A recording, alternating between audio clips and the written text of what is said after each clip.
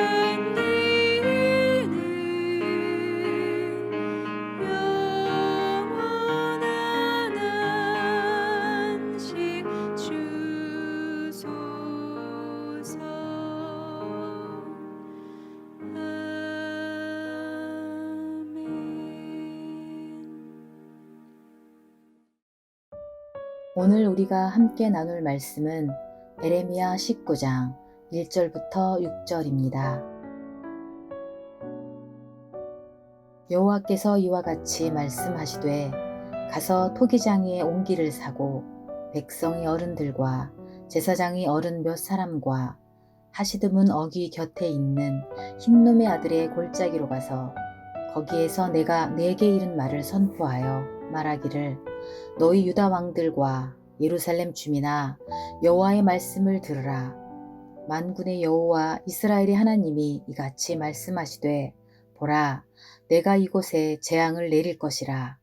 그것을 듣는 모든 자의 귀가 떨리니 이는 그들이 나를 버리고 이곳을 불결하게 하며 이곳에서 자기와 자기 조상들과 유다 왕들이 알지 못하던 다른 신들에게 분향하며 무죄한 자의 피로 이곳에 채웠음이며 또 그들이 바알을 위하여 산당을 건축하고 자기 아들들을 바알에게 번제로 불살라 드렸나니 이는 내가 명령하거나 말하거나 뜻한 바가 아니니라. 그러므로 보라, 다시는 이곳을 도벳이나 흰놈의 아들의 골짜기라 부르지 아니하고 오직 죽음이 골짜기라 부르는 날이 이를 것이라. 여호와의 말이니라. 아멘. 반갑습니다. 오늘 예레미야 19장 1절부터 6절을 중심으로 안심이라는 주제의 말씀을 함께 나누겠습니다. 하나님께서 예레미야에게 토기장이에게 가서 항아리를 하나 사라. 그리고 백성과 제사장 여러 사람들을 데리고 흰놈의 아들 골짜기로 가라. 이렇게 말씀을 하셨습니다. 그렇게 거기에 가서 하나님이 주시는 말씀들을 외치라는 거죠. 1절인데요. 여호와께서 이와 같이 말씀하시되 토기장이 옹기를 사고 백성의 어른들과 제사장의 어른 몇 사람과 하시드 문 어귀 곁에 있는 흰놈의 아들 골짜기로 가서 거기에서 내가 너에게 이른 말을 선포하라. 이렇게 돼 있죠. 자, 흰놈의 아들 골짜기라고 되어 있는데 이거는 바알에게 복을 빌기 위해서 자기 자식을 불태워 죽이던 곳입니다. 하나님의 백성인 유다 백성들이 바알에게 복을 받겠다고 자기의 자식들까지 태워 죽인다는 게 사실 상상할 수 없는 일이죠. 그럼에도 그들은 정말 그런 일들을 행했다는 겁니다.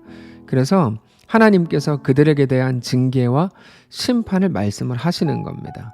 3절인데요. 말하기를 너희 유다 왕들과 예루살렘 주민아 여호와의 말씀을 들으라. 만군의 여호와 이스라엘의 하나님이 이같이 말씀하시되 보라, 내가 이곳에 재앙을 내릴 것이라. 그것을 듣는 모든 자의 귀가 떨리라. 이렇게 말씀을 하십니다. 물론 예레미야는 하나님이 가라고 하셔서 간 겁니다. 근데 예레미야가 간 그곳이 어떠했습니까? 피냄새로 진동했겠죠. 혹은 태워 죽였으니까 사람 시체의 탄 냄새로 진동했을 겁니다. 이미 수많은 아버지들이 자기 자식을 끌고 와서 자기가 복받겠다고, 자기 일이 조금 더 잘 되게 하겠다고, 자기가 원하는 걸 얻어내겠다고 하면서 자기 자식들을 불태워 죽인 곳입니다. 수십 년 전 과거에 그런 일을 했었던 역사적 흔적이 있는 그런 장소가 아니고 지금도 여전히 그런 극악무도한 일들이 자행되고 있는 그런 자리입니다. 특별히 오늘 본문을 보면 하나님께서 거기에 누구를 데리고 가라 그랬습니까? 백성의 어른들과 제사장의 어른 몇 사람을 데리고 가라 이렇게 말씀을 하셨으니까 예레미야는 당연히 그렇게 했을 텐데 이제 백성의 어른들, 제사장의 어른들은 거기 가서 무엇을 느꼈을까요?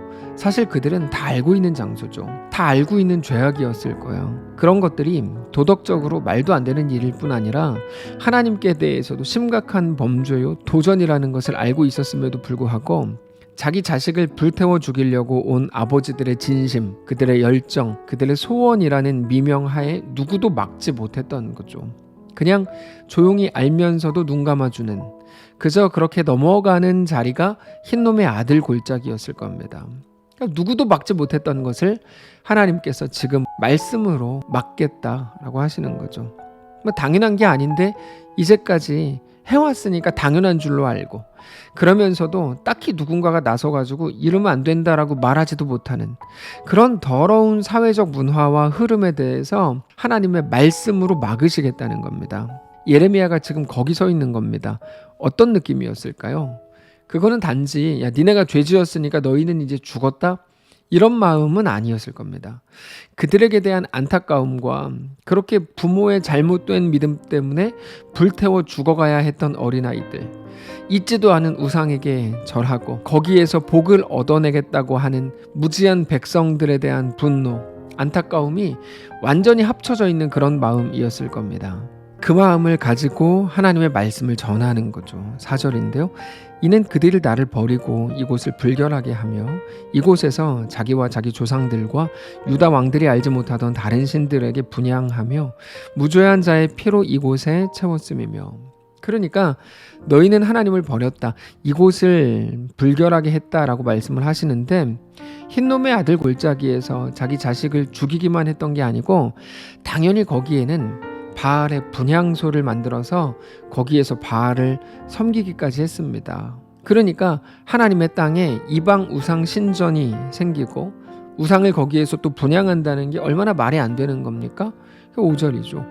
또 그들이 바알을 위하여 산당을 건축하고 자기 아들들을 바알에게 번제로 불살라 드렸나니 이는 내가 명령하거나 말하거나 뜻한 바가 아니니라. 그래서 그곳의 이름을 죽임의 골짜기라고 부르겠다는 거죠. 죽임의 골짜기. 6절입니다. 그러므로 보라, 다시는 이곳을 도벳이나 흰놈의 아들 골짜기라 부르지 않고 오직 죽임의 골짜기라 부르는 날이 이를 것이라 여호와의 말이니라. 그것 때문에 막 다 죽는다. 니네도 죽였지만 그것 때문에 니네도 죽는다. 이런 거죠. 흰놈 골짜기는 사실은 쓰레기 소각장이었습니다. 성문 근처 골짜기에서 성에 나오는 쓰레기들을 모아서 소각하는 곳인데 거기에서 사람들이 바알에게 분향하고 자기 자식들을 태워 죽인 거죠. 단지 죽인 게 아니고 죽여서 바알에게 번제로 바치는 거죠. 그들은 자기들이 더 부자가 되고 더 잘 먹고 잘 살려고 한 건데 그것은 너희를 살리는 일이 아니고 너희를 죽이는 일이었다라고 말씀을 하시는 겁니다. 그래서 사실은 바벨론으로 끌려가는 것까지 이어지게 되는 거죠.